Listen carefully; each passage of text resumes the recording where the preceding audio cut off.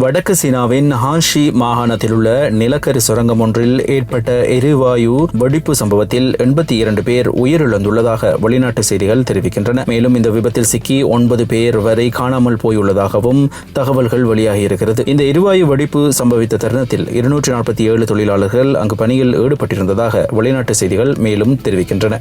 கிழக்கு மாகாணத்தில் காணிகளை பாதுகாப்பதற்காக பிரதி போலீஸ் மா அதிபரின் தலைமையில் விசேட குழு ஒன்று நியமிக்கப்படும் என ஜனாதிபதி அனுரகுமார் திசாநாயக்க தெரிவித்திருக்கிறார். அரசியல் அதிகாரத்தை பயன்படுத்தி காணிகளை கைப்பற்றுவதன் காரணமாக கிழக்கு மாகாணத்தில் பல்வேறு பிரச்சனைகள் எழுந்துள்ளதாக சுட்டிக்காட்டிய ஜனாதிபதி அதற்கு இனிமேலும் இடமளிக்க முடியாது என்றும் வலியுறுத்தியிருக்கிறார். அம்பாறை மாவட்ட செயலகத்தில் நடைபெற்ற விசேட ஒருங்கிணைப்பு குழு கூட்டத்தில் கலந்து கொண்ட போதே ஜனாதிபதி அனுரகுமார் திசாநாயக்க இவ்வாறு தெரிவித்திருக்கிறார். கடல் அரிப்பினால் கடுமையாக பாதிக்கப்பட்டுள்ள கிழக்கு கடற்கரையை பாதுகாப்பது குறித்து இங்கு விசேட கவனம் செலுத்திய ஜனாதிபதி அந்த கடற்கரையை பாதுகாத்து சுற்றுலாத்துறையை மேம்படுத்துவதற்கான முறைமையான திட்டம் ஒன்றை விரைவாக தயாரிக்குமாறு அதிகாரிகளுக்கு அறிவுறுத்தியிருக்கிறார். கடல் தடுப்பு சுவர் அமைப்பது கடலரிப்பை தடுப்பதற்கான ஒரு நடைமுறை சாத்தியமான தீர்வு அல்ல என்பதை மேலும் சுட்டிக்காட்டிய ஜனாதிபதி அனுரகுமார் திசாநாயக்க ஒழுவில் துறைமுகம் மற்றும் அதனுடன் தொடர்புடைய மீன்பிடி துறைமுகம் குறித்தும் கவனம் செலுத்தி இப்பிரச்சனைகளுக்கு நிரந்தர தீர்வை வழங்கக்கூடிய விஞ்ஞான பூர்வமான முறைமை ஒன்றை பற்றி விரிவாக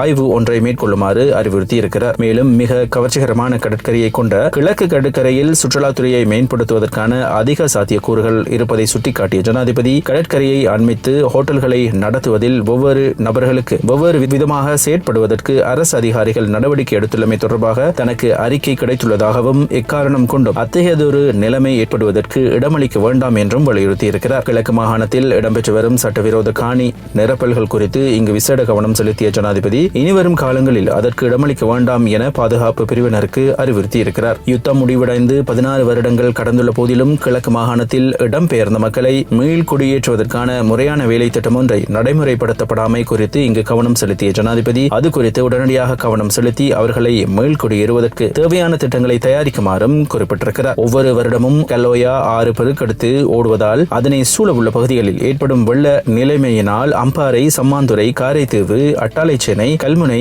அக்கரைப்பற்று, இரக்காமம், தமன்ன, நிந்தவூர் உள்ளிட்ட பிரதேச செயலக பிரிவுகளின் மக்கள் எதிர்கொள்ளும் பிரச்சனைகள் குறித்தும் இங்கு விசேட கவனம் செலுத்தப்பட்டதுடன் இதற்கு வழங்கக்கூடிய நிரந்தர தீர்வு குறித்தும் அவசர ஆய்வொன்றை மேற்கொள்ளுமாறு பணிப்புரை விடுத்த ஜனாதிபதி அதற்கான முதற்கட்ட நிதி ஒதுக்கீடுகளை மேற்கொள்வதற்கு நடவடிக்கை எடுப்பதாகவும் குறிப்பிட்டிருக்கிறார்.